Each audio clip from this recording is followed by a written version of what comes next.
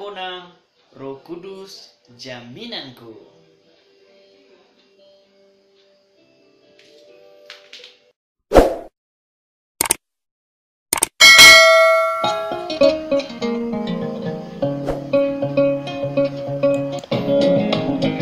Selamat datang di channel saya, Tom Edward Channel.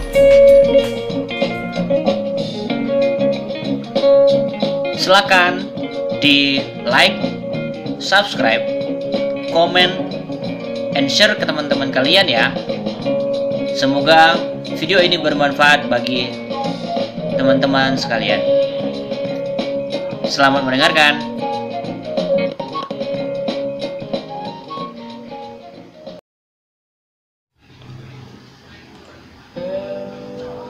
Arabona yang ku kenal.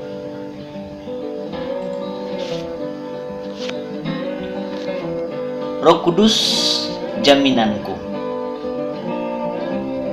Inilah arti kata dari istilah Ibrani, Rabon.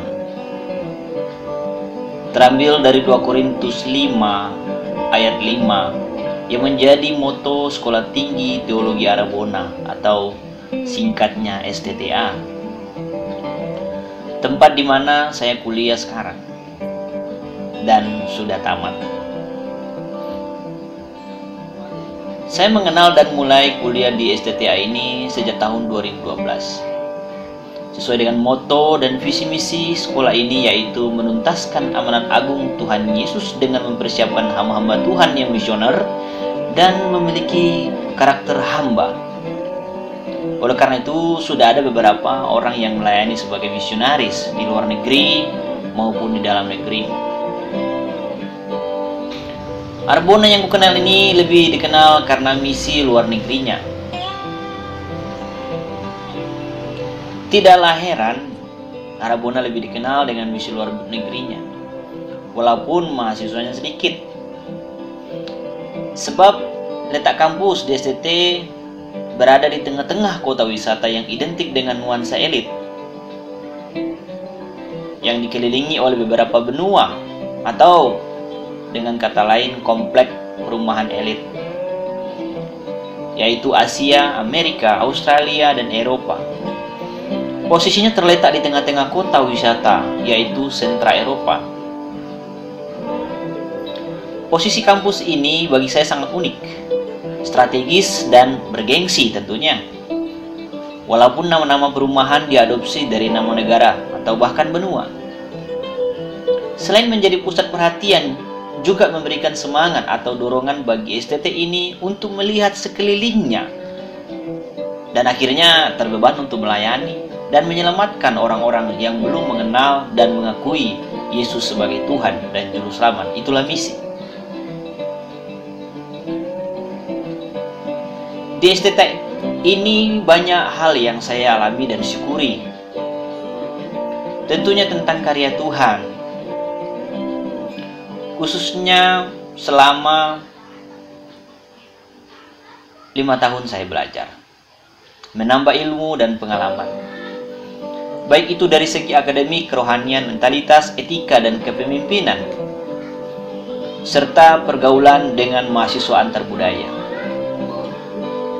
Bagi saya, sistem pembelajaran di Arabona ini cukup membekali saya dalam pelayanan serta tugas selanjutnya ketika saya sudah di dunia kerja.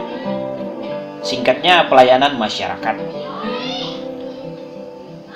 Sebagian besar mahasiswa STT Arabona berlatar belakang atau berasal dari daerah atau desa. Oleh karena itu, saya simpulkan bahwa ketika seseorang kuliah di STT Arabona ini, bukan hanya ilmu teologinya sebagai dasar pendidikan teologi pada umumnya yang bertambah, tapi juga ilmu sosial dan budaya dari lingkungan kampus sendiri. Karena secara teoritis dan praktis mahasiswa sudah diperlengkapi dengan ilmu teologi dan budaya. Semua itu terrealisasi di kampus dan di asrama. Satu hal lagi yang menurut saya jarang dimiliki atau dilakukan oleh STT lain yang unik dilakukan di STT Arbona, yaitu keidentikan budaya bersalam-salaman. Di Arbona, budaya bersalaman antar mahasiswa serta mahasiswa dengan dosen atau siapapun yang datang ke kampus sudah melekat pada diri keluarga besar Arbona. Hal ini saya kira unik dan membangun etika sosial yang baik, khususnya dalam pelayanan. Walaupun memang terkadang bagi dosen luar dan tamu yang datang merasa berbeda ketika datang dan bertamu di kampus, karena melihat antrian bersalaman begitu panjang. Apalagi setelah mahasiswa turun dari aula ibadah, otomatis akan melewati ruang kantor. Jadi siapa saja yang ada di kantor pasti akan bertemu dengan kebiasaan salam menyalam itu. Memang kebiasaan demikian lebih banyak mendapat tanggapan yang baik dari pihak manapun. Karena bagi saya budaya bersalaman ini menandakan keakraban, kebersamaan, serta kekeluargaan. Walaupun memang dalam keseharian ada saat tertentu terasa suasana panas. Karena ya sedikit timbul kesalahpahaman sehingga muncul kegeraman. Karena masing-masing pribadi mengekspresikan emosi sesuai dengan budayanya, khususnya mahasiswa ya. Namun itu masih bisa diatasi dengan salam tadi, dengan senyum tadi, dengan damai. Akhirnya saling menerima serta memaafkan. STT Arbona yang kukenal ini adalah sekolah yang unik, kecil namun sederhana. Namun dalam kesederhanaannya terkandung sebuah visi yang besar yang dapat mempengaruhi pelayanan Injil ke seluruh dunia. Ciri khas STT ini terlihat dari berbagai program yang dirancang, mulai dari pelayanan anak, remaja, pemuda, dengan metode pelayanan Just for Christ atau G4C yang biasa disebut dalam keseharian kampus itu. Kairos, itulah misi yang dibangun untuk memberitakan Injil ke seluruh negeri.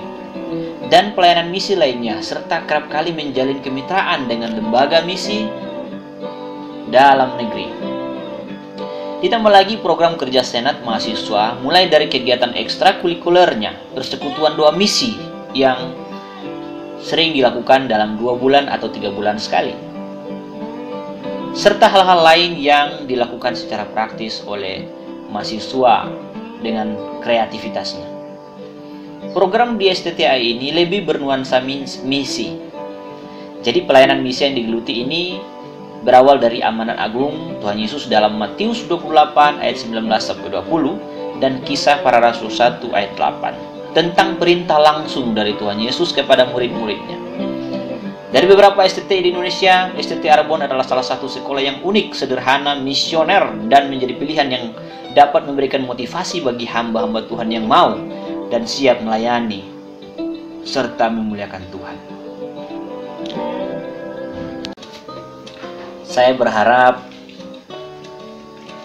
bahwa apa yang sudah melekat dalam hati keluarga besar Arbona, yaitu tentang visi dan misi penginjilan yang terus diajarkan dan diingatkan kepada mahasiswa maupun dosen hampir setiap hari, kiranya tetap menjadi komitmen yang teguh dalam iman kepada Yesus Kristus tanpa melupakan tugas dan perintah utama Tuhan Yesus, yaitu kasih. Karena ada orang terlalu sibuk dengan pelayanan, seakan tiada hari tanpa penginjilan. Bisa saya sebut orang seperti itu adalah pecinta Injil. Kelihatan keren ya istilah ini. Namun apakah dalam kesibukan, dalam pemberitaan, dalam tugas, dalam pelayanan, semua itu dilandaskan atas dasar kasih? Ini sebenarnya pertanyaan yang kontras bagi mereka yang tidak melaksanakannya. Hal ini dilematis tentu, khususnya bagi kalangan Kristen. Karena pekerjaan dan pelayanan yang dilakukan tidak akan sempurna tanpa didasari kasih, bukan? Kasih inilah yang akan mempersatukan. Kasih ini juga yang akan memperdamaikan. Dan kasih inilah yang akan membawa keberhasilan. Walaupun besar visi dan misi di dunia ini, tanpa kasih tidak ada artinya. Karena kasih yang diekspresikan atau yang dirindukan untuk orang-orang yang belum mengenal Yesus pada hakikatnya berawal dari kasih kita kepada Allah, itulah agape. Berawal dari kasih kita kepada Allah, itulah agape. Karena memang pada dasarnya Allah yang lebih dulu mengasihi kita. Kemudian kepada keluarga kita, sesama kita, kerabat kita, orang yang kita cintai, dan saudara-saudara seiman. Tanpa kasih kita kepada semua orang, apalagi orang yang terdekat, tidak ada artinya bagi mereka yang tidak mengenal kita. Tetapi sebaliknya, kasih kita kepada Tuhan tentu kepada semua orang yang dekat dengan kita merupakan bukti wujud kasih yang nyata bagi orang lain juga yang tidak mengenal kita. Karena kasih itu tidak memandang sebelah mata. Tidak hanya untuk keluarga saja, sahabat saja, kekasih saja, tapi untuk semua orang yang memerlukan kasih. Saya juga rindu bukan hanya untuk semua mahasiswa Rabona, akan tetapi untuk saya juga. Supaya Tuhan tanamkan kasih itu di dalam hati saya. Karena dengan demikian, semua kategori ilmu, teologi, dan umum yang sudah saya dapatkan tidak akan sia-sia. Akan tetapi sebaliknya, saya yakin bahwa pekerjaan dan pelayanan apapun yang saya lakukan atas dasar kasih itu dan menyenangkan Tuhan, pasti akan berhasil. Dan pekerjaan Tuhan melalui saya akan berjalan dengan tujuan Tuhan. Saya percaya bahwa mahasiswa yang dididik di ST ini nantinya akan dipakai oleh Tuhan dengan baik. Olehnya saya juga berharap kiranya Tuhan juga mengaruniakan hikmat dan kesetiaan agar tetap cerdas, rendah hati, dan loyal, sehingga bisa efektif dalam pelayanan. Tidak harus menjadi misionaris luar negeri barulah seseorang akan dikatakan misioner atau telah melaksanakan amanatnya. Istilah lain, amanat agung Tuhan Yesus. Akan tetapi melayani dimanapun, tempat dimanapun pelayanannya yang Tuhan sediakan bagi kita untuk kita kerjakan adalah baik adanya, asalkan kita membawa perubahan yang misioner. Dengan kata lain, kita membawa perubahan yang baik bagi mereka yang dilayani. Artinya kita juga membawa dampak yang baik tentang Injil bagi mereka yang belum mendengarnya, melalui tutur kata kita, sikap kita, dan pemberitaan kita. Juga untuk membangun dan mensejahterakan. Harapan ini juga saya peruntukkan bagi dosen di STT Rabona. Para dosen sudah banyak mengajarkan, mencontohkan, bahkan ada yang berdoa supaya nanti akan terjun suatu hari nanti menjadi seorang misionaris di luar negeri. Bagi hamba-hambanya juga saya berdoa, kiranya Tuhan mengaruniakan hati yang penuh kasih dan hati yang siap melayani dengan motivasi yang menyenangkan Tuhan. Ada prinsip demikian, kalau bukan sekarang, kapan lagi? Prinsip ini biarlah tetap diingat oleh setiap hamba-hambanya, khususnya yang sedang dipersiapkan sekarang.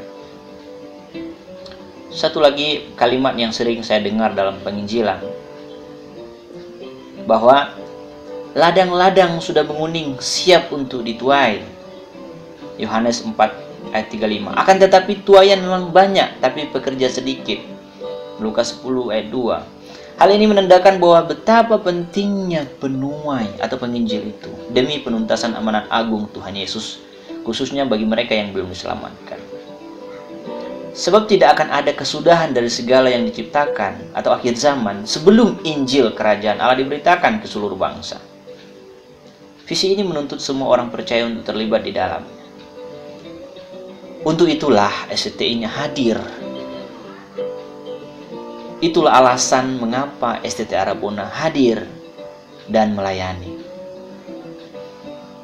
Karena STT ini ada untuk misi Kristus. Semoga STT Rabona tetap berkomitmen dalam penuntasan amanat agung Tuhan Yesus, setia dalam mewujudkan kasih, dan senantiasa memuliakan Tuhan. Salam Arbon. Roh Kudus, jaminan kita. Arbona, Roh Kudus, jaminanku.